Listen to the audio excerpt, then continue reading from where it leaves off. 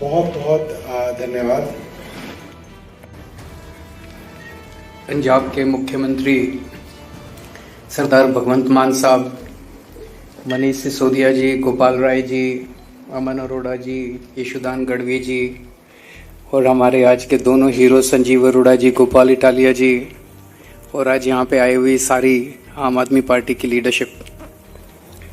सबसे पहले मैं गोपाल इटालिया जी को और संजीव अरोड़ा जी को बहुत बहुत बधाई देना चाहता हूँ एमएलए बनने के लिए। मैं उम्मीद करता हूँ संजीव अरोड़ा जी विधानसभा में जाके मान साहब के साथ कंधे से कंधा मिला के पंजाब की तरक्की में आगे बढ़ेंगे, पंजाब की तरक्की में और आगे बढ़ाएंगे और गोपाल इटालिया विधानसभा में जाके बीजेपी की नाक में दम करेंगे।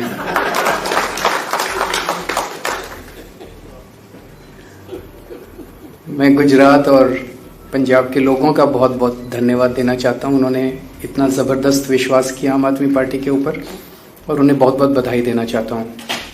मुझे बेहद खुशी है, आम आदमी पार्टी एक आज जो माहौल है, पूरी राजनीति है, इस राजनीति के सामने एक लंबी लकीर खींचने के लिए आई है, राजनीति को साफ करने के लिए आई है, एक साफ सुथरी राजनीति प्रदान करने के लिए आई है।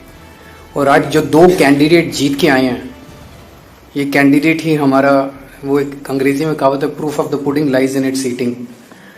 संजीव अरोड़ा जी और गोपाल इटालिया, इनका बैकग्राउंड देख लीजिए, बिल्कुल साफ सुथरी छवि वाले समाज सेवक लोग जिन्होंने समाज के लिए बहुत कुछ किया है।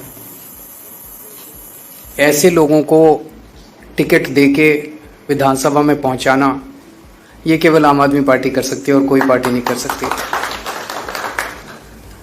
एक ज़माने में कहा जाता था कि अच्छे लोग जो हैं उन्हें राजनीति में नहीं आना चाहिए, राजनीति अच्छे लोगों के लिए नहीं है।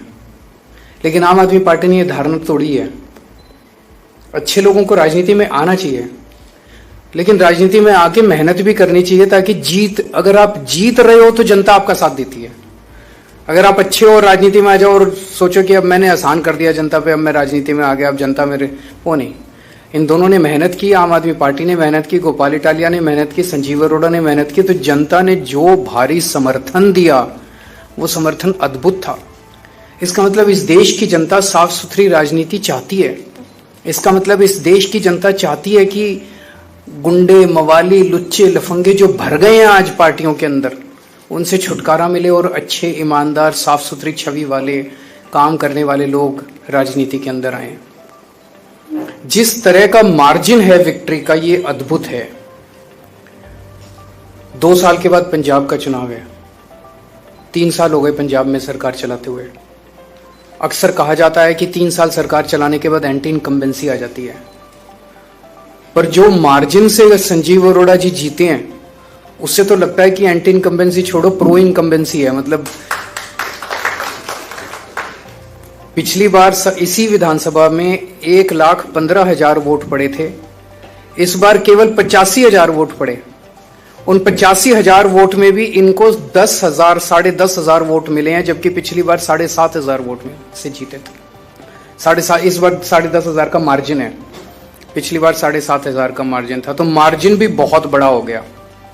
तो इसका मतलब लोग पिछली बार से ज्यादा समर्थन देने जा रहे हैं, पिछली बार से ज्यादा समर्थन दे रहे हैं, थापी दे रहे हैं, पीठ थपथपा रहे हैं लोग, बहुत अच्छा काम कर रहे हो, आगे बढ़ो, बहुत अच्छा काम कर रहे हो, आगे बढ़ो। ऐसा अक्सर राजनीति में देखा नहीं जाता है। तो मैं मान साहब को बहुत बहुत बधाई देना चाहता हूं, आम आदमी पार्टी की सरकार को बहुत बहुत बधाई देना चाहता हूं। जिस तरह से आम आदमी पार्टी की सरकार पंजाब में काम कर रही है, ऐसा लगता है पिछली बार 92 सीट आई थी, इस बार 100 पार तो करनी चाहिए और ज्यादा मार्जिन से करनी चाहिए।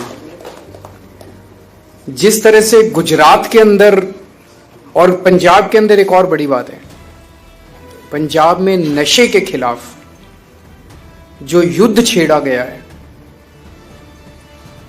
मैं समझता हूं जितनी आशीर्वाद हमें गांव-गांव से, छोटे छोटे परिवारों से मिल रहे हैं, जिनके बच्चे नशे के अंदर डूब गए थे, वो नशे में बाहर आ रहे हैं, वही आशीर्वाद हम लोगों को तरक्की देता है। ऐसा नहीं कि पूरे देश में केवल पंजाब में नशा है, दिल्ली में बहुत नशा बिक रहा है, हरियाणा में बहुत नशा बिक रहा है, गुजरात में बहुत नशा बिक रहा है, गोवा में बहुत नशा में, कहीं चले जाओ देश के अंदर खूब नशा है। लेकिन जिस किस्म की नशे पे चोट पंजाब के अंदर पड़ रही है, बड़े बड़े तस्करों को पकड़ा जा रहा है, बड़े बड़े तस्करों के बुलडोजर चलाए जा रहे हैं।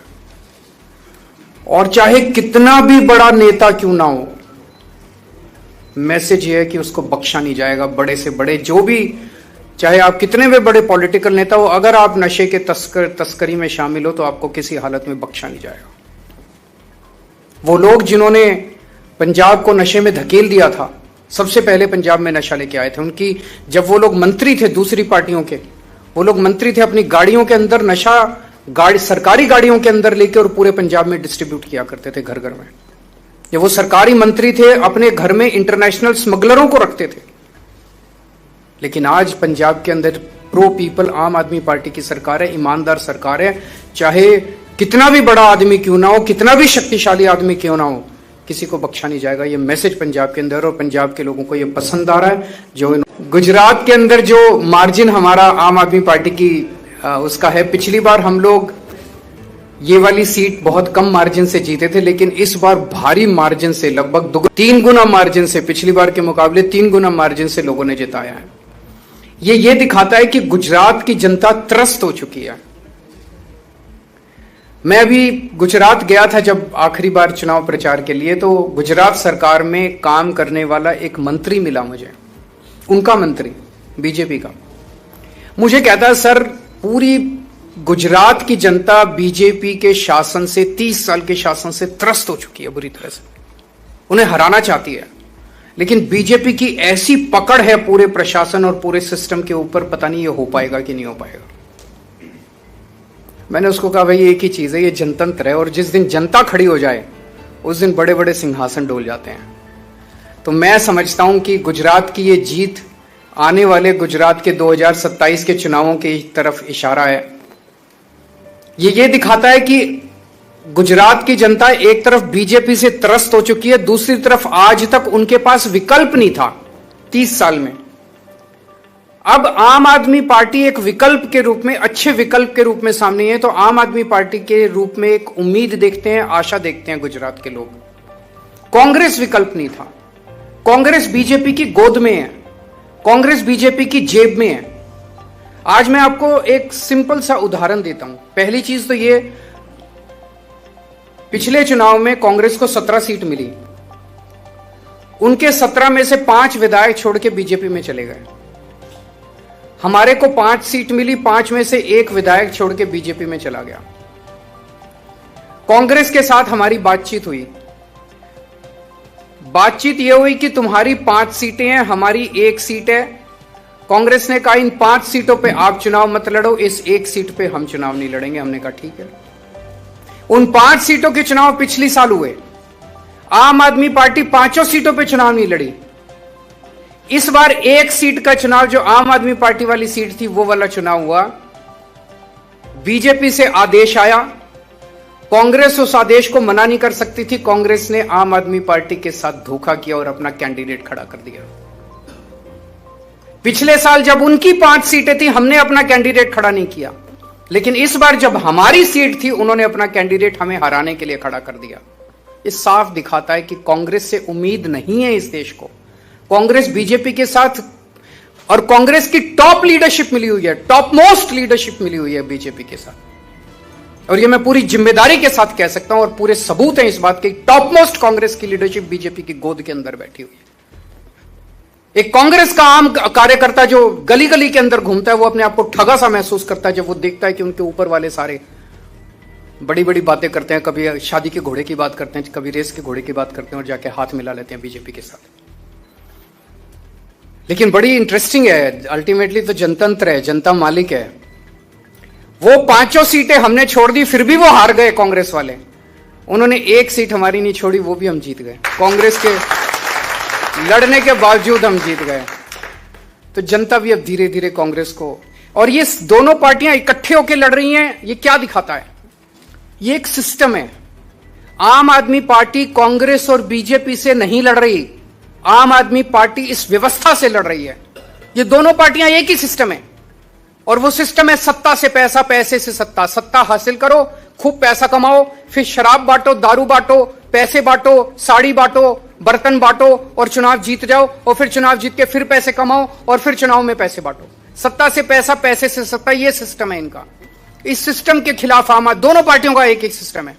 और आप देखोगे कभी इस पार्टी का इधर, इस पार्टी का उसमें, उस पार्टी का इधर, पता ही नहीं चलता कौन किस पार्टी में। यशोदान जी बता रहे थे पिछले 7-8 साल में कांग्रेस के 70 गुजरात के बड़े नेता, 70 कांग्रेस के बड़े नेता जो है बीजेपी में शामिल हो गए।